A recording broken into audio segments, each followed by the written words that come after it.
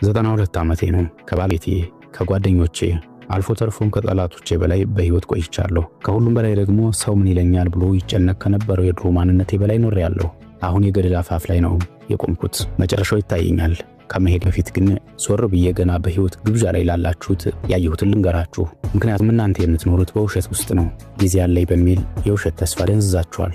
ቀኖቻችሁን ባንኩ ውስጥ እንዳለ የማያልቅ ገንዘብ አድርጋችሁ በከንቱ ትበትናላችሁ።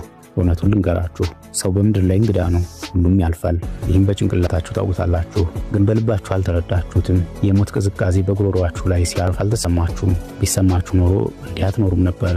ስለ ጃክ ልንገራችሁ። በ1968 ጃኪ የቅርብ ጓደኛዬ ነበር። ከኔ ይልቅ ጎበዝ፣ መልከ መልካምና ሀብታም ነበር። አንድ ምሽት ትልቅ ሰዓት ተሳክቶለት እያከበርን ነበር። ልዩ የሆነ ሲጋራውን እያጨሰ በቆዳ ወንበሩ ላይ ተደግፎ እንዲህ አለኝ፣ ፍራንክ 5 ዓመት ብቻ እቅዴ ይሄ ነው። ለ5 ዓመት ደክሜ ግቤ ላይ ደርሳለሁ። ከዛ ቆማለሁ። ከዛ ሚስቴን ጣሊያን ወስዳታለሁ። ስዕል መሳል ጀምራለሁ። ከዛ መኖር ጀምራለሁ። ጃክ እቅድ ነበረው፣ የህይወት ካርታ ነበረው። ከ3 ቀን በኋላ ግን ከቢሮ ሲወጣ ደረቱን ይዞ አስፋልቱ ላይ ወደቀ። በ42 ዓመቱ በድንገት ሞተ። ጣሊያንን አላያትም። አንድም ስዕል አልሳለም። አስከሬኑ አጠገብ ቆሜ የተሰማኝ ሐዘን ጃክ ስለሞተ ብቻ አልነበረም፣ ሁላችንም እንሞታለን። ትልቁ ሐዘን ጃክ ሙሉ ህይወቱን ለመኖር ሲጠባበቅ መጨረሱ ነው። ህይወቱን ፈጽሞ ለማይመጣ የተሻለ ጊዜ እንደ መተላለፊያ ክፍል ተጠቀመበት። የሚገርመው ደግሞ ከሳምንት በኋላ ቢሮውን ላጸዳ ሲሄድ የ6 ወር ቀጠሮዎቹ ሞልተው ነበረ። ዓለም ግን በጃክ መሞት አልቆመችም። ድርጅቱ በ2 ሳምንት ውስጥ በሌላ ሰው ተከው። ደንበኞቹ በ1 ዓመት ውስጥ ስሙን ረሱት። አሁን እናንተን ሳያችሁ ጃክ ይታየኛል። እናንተም ያንን ውሸት ለራሳችሁ ትነግራላችሁ። ደግሞ ሲጨመር ላይ ደስተኛ ሆናለሁ። ልጆቼ ሲያድጉ ዝናናለሁ። ወንድሜ ይቅርታ ሲጠይቀኝ ይቅር እለዋለሁ። ከ92 ዓመት አዛውንት ይህን መራራ እውነት ስሙ። በኋላ የሚባል ነገር የለም።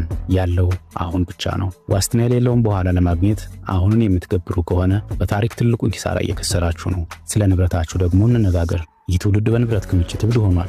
ለማትወዱት ሰው ለመታየት በሌላችሁ ገንዘብ የማያስፈልጋችሁ ዕቃ ትገዛላችሁ። እኔ አሁን በአንዲት ትንሽ ክፍል ውስጥ ነው የምኖረው።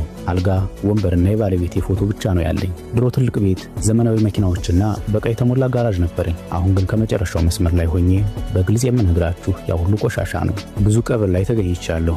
ሬሳ ሳጥን ተከትሎ የቤት ዕቃ የሚጭን መኪና አይቻለውም። ስትሞቱ ልጆቻችሁ አንድ የማያውቁት ሰው ቀጥረው 90% ንብረታችሁን ወደ ቆሻሻ መጣያ ያስገቡታል። የቀረውን 10% ደግሞ በሳንቲም ይቸረችሉታል። ታዲያ ለዚህ የወደፊት ቆሻሻ ስትሩ ለምን ራሳችሁን ትገድላላችሁ? ለምንስ በትራፊክ ውስጥ ለሚቆም መኪና ስትሉ በሳምንት 60 ሰዓት እየሰሩ የልጆቻችሁን እድገት ታጣላችሁ? ይሄ እብደት ነው። እብደት መሆኑን ደግሞ እኔ ወዳለሁበት ቦታ እስከምትመጡ ድረስ አታውቁትም። ያኔ ግን ዕቃውን ለመመለስ ጊዜው ረፍዷል። ስለ ትልቁ ድል ልንገራችሁ። በ1979 የዓመቱ ምርጥ ነጋዴ ተብዬ ተሸለምኩ። ትልቅ ግብዣ ነበረ። መድረክ ላይ ስወጣ ሰዎች